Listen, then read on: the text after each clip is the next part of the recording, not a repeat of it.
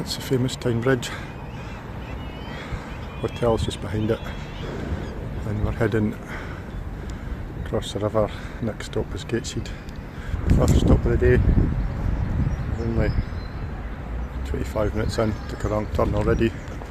Gateshead International Stadium, probably more famous for athletics than Gateshead FC, but they are currently in the National Vanarama League. Quite a new team, established in 1979. So let's go for a look around.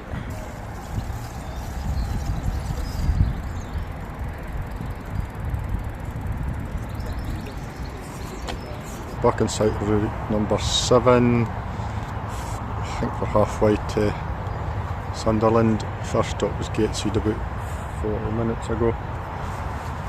Only about 4 or 5 miles ago. And as you can see, the sun is shining for the first time in the last 4 days. Hopefully it'll stay around for a bit longer. Just thought I'd stop and share this view with you. I think that's old Sunderland's stadium in the distance behind those two bridges. I think this is the River Wear we're on now, but there's no sign of Peter. But nice view. Still on cycle path 7, so I think I must follow the river all the way along here. About an hour after leaving Gateshead, we've got to the stadium I like.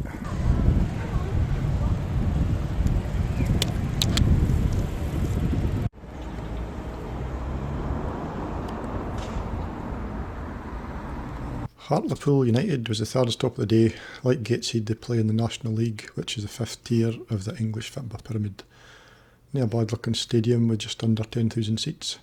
Good to see Dons legend Neil Cooper being remembered with a stand being named after him since he managed them on 2 occasions. The Riverside Stadium is just across the river, and according to Google Maps I should be able to catch this transporter ferry, which has been closed for years. So somebody might want to tell Google to update their database or whatever it is. So now I have to go the long way round just to get across there. I think that's probably another 10-15k. But I'm sure I'll tell you about that later. This is the Riverside Stadium, home of Middlesbrough. Apparently there was a concert here last night, so I think I get anywhere close to the stadium. So we can just have a look from the outside.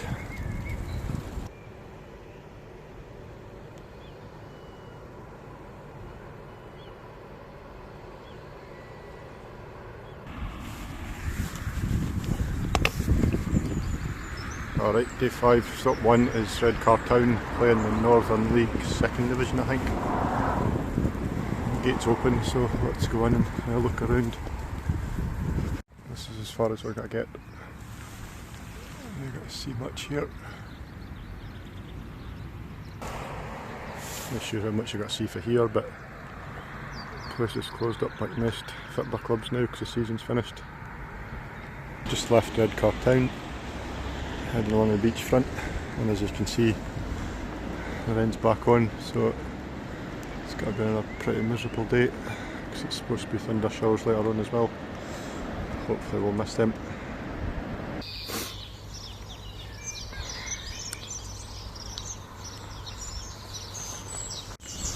Stop 2, day 5, Marsh United.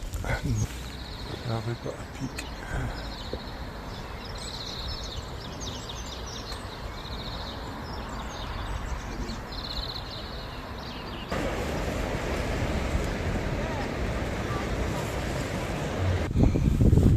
Another mistake by Google.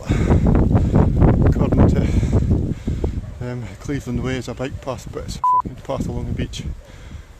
So I've had to walk back up here and take another detour.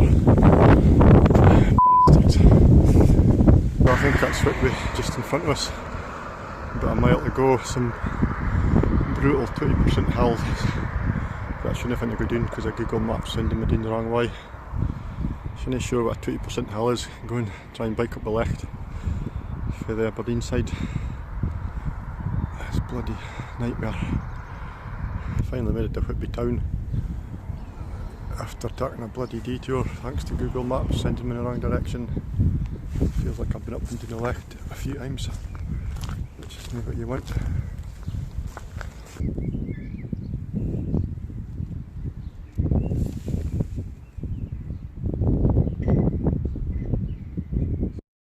This was one of the first sections of the Cinder Trail. It looks more like a canal than a bike path. So we just left Whitby, about 3 miles back, another 18 miles to get to Scarborough along this Hull railway line. We've got to thank Dr Beeching for closing down all the railways in the 1960s so we can get traffic free paths to get to a bike, especially in weather like this because it's pretty foggy looking. And we've got a headwind, you can probably tell. Whew, bit of a long drag up this hill, but the good thing about railway lines is they're not too steep. I think that's Robin Hood's Bay down there. As you can see, the rain has actually stopped. I've got a wee bit more uphill to go, and hopefully it'll be downhill to Scarborough for there. Scarborough Athletic Football Stadium, it's actually open. So it's a quick pan around. There's a couple of kids playing. Make sure that these guys are in.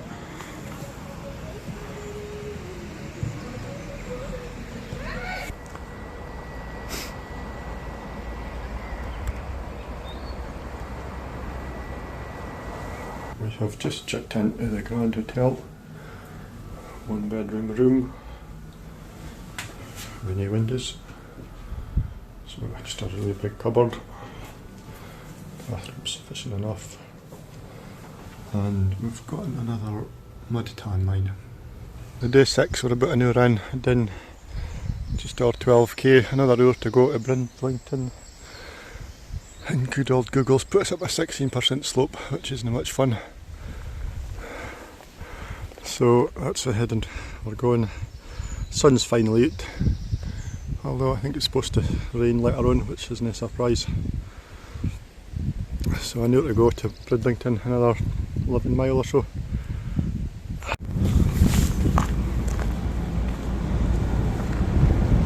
First stop today, 6 I think it is.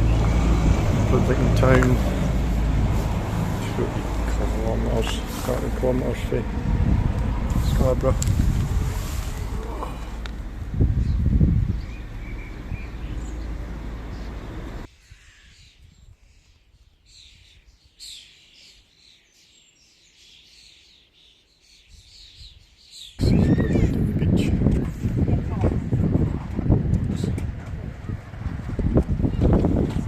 Expanse of sand, nice beauty broke beach obviously, and Hull is in that direction, about 30 mile.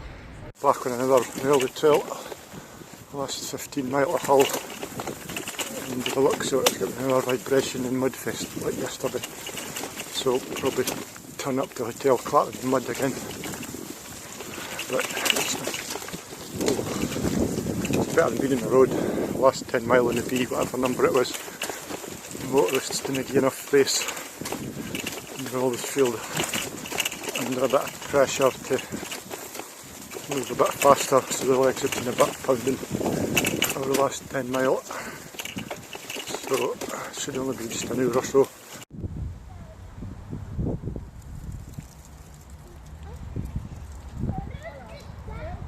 Finally made it to Hull. The place is all locked up, I can't get anywhere close. But it looks like a pretty impressive stadium. I'm not sure if it's legally playing because I don't pay much attention to English football. Highland League's way more interesting and exciting, so maybe you should check it out sometime.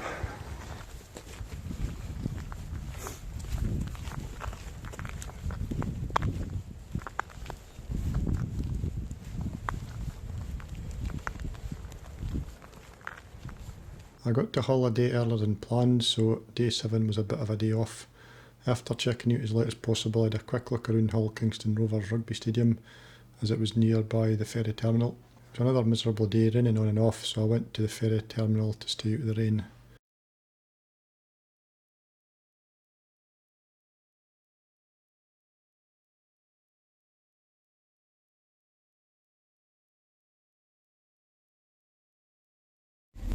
checked in and boarded the ferry at 4 o'clock. Nice tidy wee room. Just did a quick shower. 2 beds to 1 person, which is pretty good. And the bathroom's in here. Nice and roomy. Shower's roasting. We're on deck 10. Bike's parked up on deck 7. That's the end of the England leg of the trip. Only the Netherlands and Germany to go. If you've made it this far, you might as well hit subscribe. It doesn't cost you anything, and you'll be notified when the video of the next leg of the trip is uploaded. Thanks for watching, and I'll see you in the next one.